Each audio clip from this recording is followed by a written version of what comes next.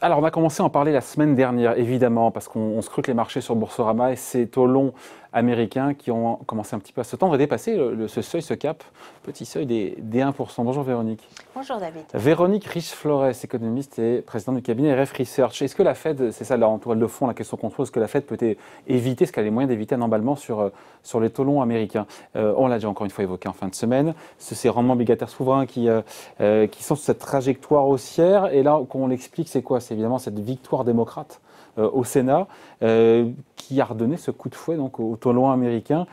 Ça traduit quoi chez les investisseurs? C'est la peur, ou pas, je ne sais pas si c'est une peur d'ailleurs, ou ce sentiment que Joe Biden, maintenant, il a les coups des franches, les mains libres pour appliquer son programme et que nécessairement, c'est de nature à faire remonter les taux.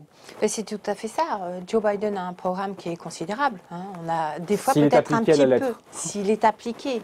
Mais effectivement, à partir du moment où les démocrates ont la majorité au Sénat, il y a plus de chances que davantage de ce programme soit appliqué. C'est voilà. Et donc, c'est vraiment la réaction des marchés, sachant que, alors vous en parliez au cours des interviews précédentes, le schéma, c'est lequel? On est dans un environnement extrêmement incertain, c'est évident. Le premier semestre sera mauvais. Enfin, le tout début d'année est déplorable.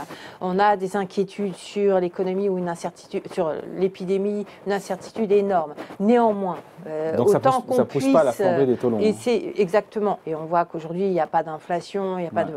Autant qu'on puisse essayer de prévoir ce qui peut se passer. La suite des événements devrait être une maîtrise de l'épidémie, un début de retour à la normale de l'activité économique, qu'on ne sait pas bien doser encore, etc. Et puis, la mise en place des réformes, d'une partie des réformes au moins de ce plan Biden. Alors, il y a le plan Biden, il y a les programmes de relance ailleurs dans le monde. Et on se dit, finalement, deuxième semestre de l'année, l'économie devrait repartir et probablement repartir fortement parce que soutenu par les plans de relance, par le rattrapage nécessaire. Donc, est-ce que dans ce contexte-là... Donc, est-ce que les marchés vont un peu vite ou pas au final?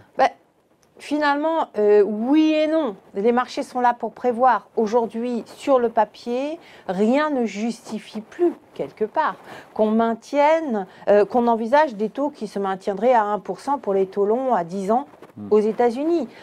Si on essaye de chiffrer même le programme de Joe Biden, qui est finalement un très bon programme, eh bien, si ce programme fonctionne, et il a des chances de fonctionner compte tenu de ce qu'il contient, on aura une amélioration de la croissance, donc de la productivité, et donc, normalement, à terme, le niveau des taux d'intérêt remonte. À terme? À terme. Est-ce que justement, le timing de voir... Effectivement, c'est le timing. C'est comme voir aujourd'hui les prix du pétrole à $55 pour le Brent. C'est très élevé.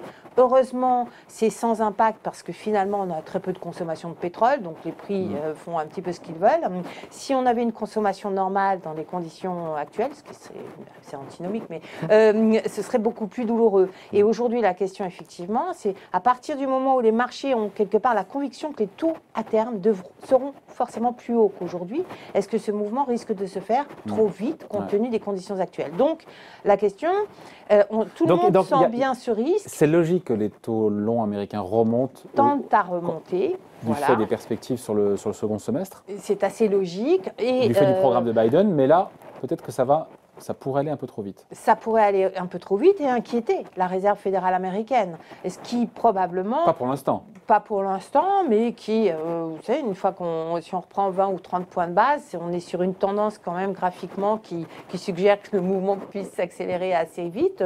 Donc forcément, les banques centrales d'ailleurs, dans leur ensemble, vont être très prudentes par rapport à ce mouvement-là. Que peut faire la Fed? À partir de quel moment elle se mettra à bouger? Qu'est-ce qu'elle peut faire pour éviter l'emballement, justement? Alors, qu'est-ce qu'elle peut faire? C'est déjà dire, attention, moi je suis là, j'interviens massivement, je vais continuer à intervenir massivement sur les marchés. Merci Laurie. Donc c'est un moyen de contrôle, de limiter. Deuxièmement, elle peut cibler ses interventions. Vous vous souvenez, ces opérations de twist, c'était quoi, 2011?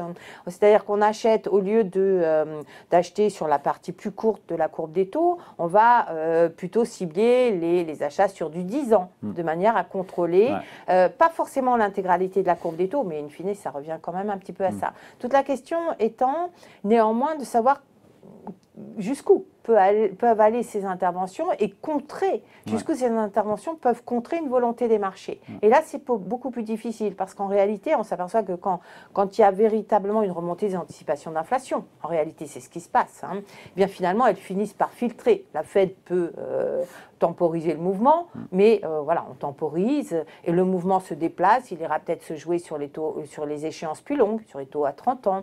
Mais il est très difficile d'imaginer que la Fed puisse complètement maîtriser un mouvement qui serait justifié par les tendances économiques et par les perspectives. Encore faut-il que ces perspectives soient validées au fil des prochaines semaines ou des prochains mois. C'est tout l'enjeu, c'est toute l'interrogation qu'on a tous, avec assez peu de réponses certaines, il faut bien le dire.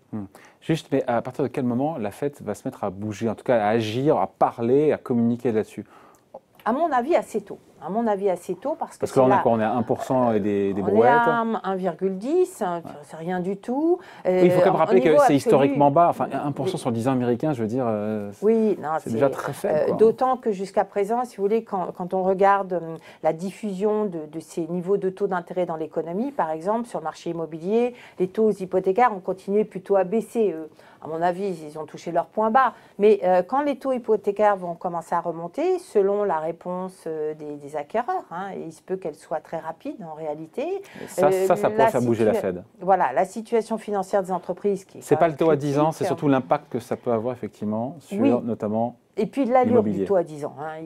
Si les choses s'accélèrent, la Fed va véritablement, probablement, très rapidement dire on est là. Et on peut bouger, on a les instruments pour contrôler les choses. Parce que si elle ne le fait pas, elle laisse un champ libre des marchés qui auront probablement envie de tester aussi ce que peut faire la Fed, la manière dont elle perçoit ce mouvement. Et on peut avoir une embardée. Alors l'embardée, c'est quoi? C'est le jour où l'épidémie commence à vraiment donner des signes de baisse. Voilà. Et où l'activité... On n'en est pas encore là. On n'en est pas là. Voilà. Et donc, on est même plutôt à contre-courant. Mais effectivement, on sait qu'une fois qu'on retrouve un semblant de vie normale, probablement qu'on aura également une inflation qui va se rattraper, parce que dans les services ou autres, il y a effectivement un rattrapage qui est probablement assez plausible. Et donc, il y a tout un tas de phénomènes qui, dans le courant de l'été ou à l'automne, pourraient effectivement tirer à la hausse les taux dans des proportions beaucoup plus élevées, surtout si on a entre-temps des mesures de relance qui, effectivement, prennent véritablement leur place. Bon voilà, merci en tout cas, merci pour cette explication. Signée donc Véronique Riche-Flores, économiste et présidente du cabinet RF Research. Merci beaucoup et bonne année encore une fois. Bonne année.